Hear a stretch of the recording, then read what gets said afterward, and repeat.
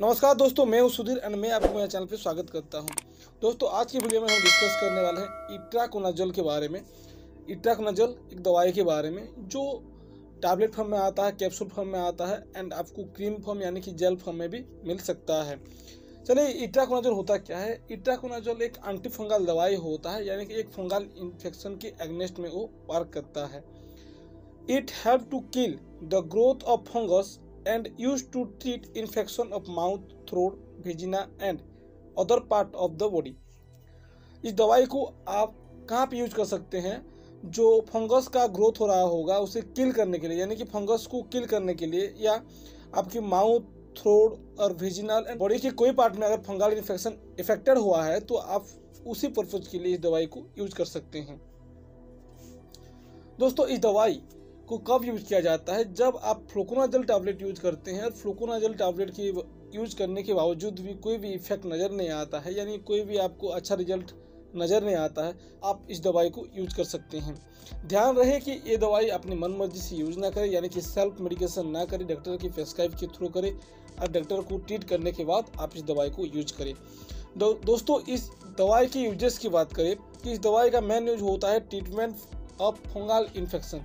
Fungal infection का मतलब होता है कि कभी कभी दिखाई देता है कि अपने नाखून में जो येलोइश कलर हो जाता है या कुछ ब्लैक कलर हो जाता है, नाखून नहीं होने जैसे दिखाई देता है, यानी कि वो फंगल इन्फेक्शन की वजह से होता है। और वही फंगल इन्फेक्शन कुछ दिन के बाद या कुछ टाइम के बाद अपनी बॉडी में भी फैल सकता है और आपकी थ्रोट पे भी जो फंगल इन्फेक्शन नज़र आता है, अपनी लंग्स पे भी फंगल इन्फेक्शन हो सकता है, माउथ पे, वेजिना पे, यानी कि बॉडी की कोई भी पार्ट पे अगर फंगल इन्फेक्शन होता है तो आप इस दवाई को यूज कर सकते हैं।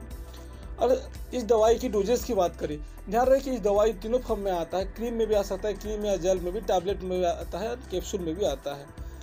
अब आप इस दवाई की ओरली इंटेक करने की बात करें तो इस दवाई को आप बिफोर फूड या आफ्टर फूड भी आप ले सकते हैं, यानी कि विद फूड और विदाउट फूड भी ले सकते हैं। बट खाने के बाद इस दवाई को यूज करते हैं तो उसका रिजल्ट अच्छा दिखता है और स्टोमक अपसेट होने के चांसेस से भी आप बच सकते हो।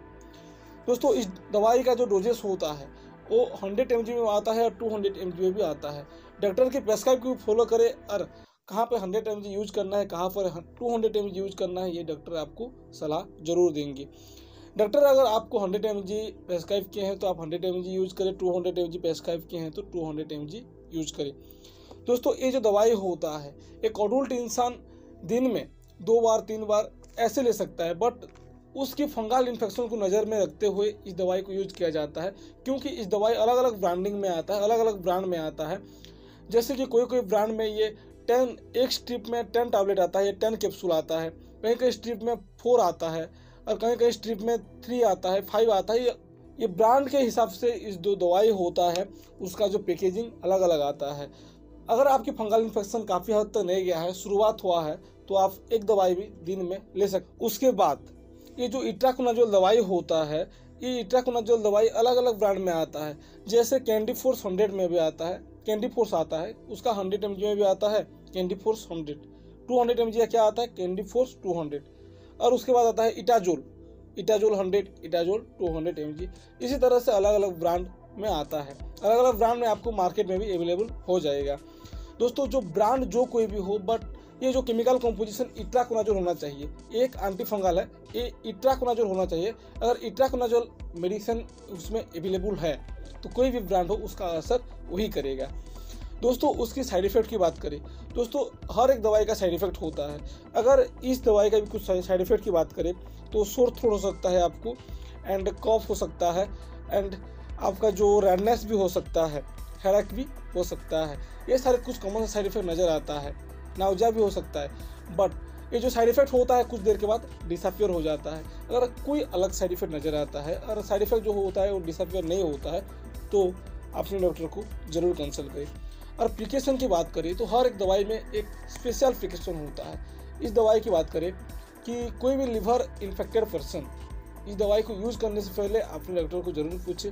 ब्रेस्ट फीडिंग हो गया या प्रेग्नेंट लेडी, इस दवाई को यूज करने से पहले भी अपने डॉक्टर को जरूर पूछे। स्पेशल प्रिकॉशन की बात करें तो ये होता है कि कोई भी दवाई कब यूज करना है, कैसे यूज करना है, कौन सा व्यक्ति यूज करना है, नहीं करना है, उसके बारे में जानकारी रखना बहुत ज़रूरी होता है। यानी कि मेरा कहने का सीधा सा मतलब होता है कोई भी दवाई अपने मनमर्जी से यूज ना करें। इस वीडियो का मेन पर्पज होता है आपको दवाई के बारे में अच्छी जानकारी मिल सके। तो कोई भी दवाई अपनी मनमर्जी से यूज ना करें, अपने डॉक्टर को कंसल्ट करने के बाद दवाई को यूज करें। अगर आपके पास डॉक्टर की अवेलेबिलिटी नहीं है तो अपने नियरेस्ट फार्मासिस्ट को जरूर कंसल्ट कर सकते हैं, ये आपके ऊपर डिपेंड करता है। दोस्तों उम्मीद करता हूँ ये वीडियो आपको काफ़ी फायदेमंद होगा। अगर वीडियो में कुछ समझ में नहीं आया और कुछ नया जानना चाहते हो, कोई अलग दवाई के बारे में जानना चाहते हो, कोई नई डिजीज के बारे में जानना चाहते हो, तो कमेंट सेक्शन में आप जरूर बता सकते हैं। दोस्तों फिर मिलते हैं नेक्स्ट वीडियो में। आप अगर इतने दूर आए गए हो तो मेरे चैनल को सब्सक्राइब कर देना, बेल आइकन बटन को दबाना मत भूलना। फिर मिलते हैं नेक्स्ट वीडियो में, तब तक के लिए खुश रहे, मस्त रहे, स्वस्थ रहे एंड बोलते रहे जय महाकाल।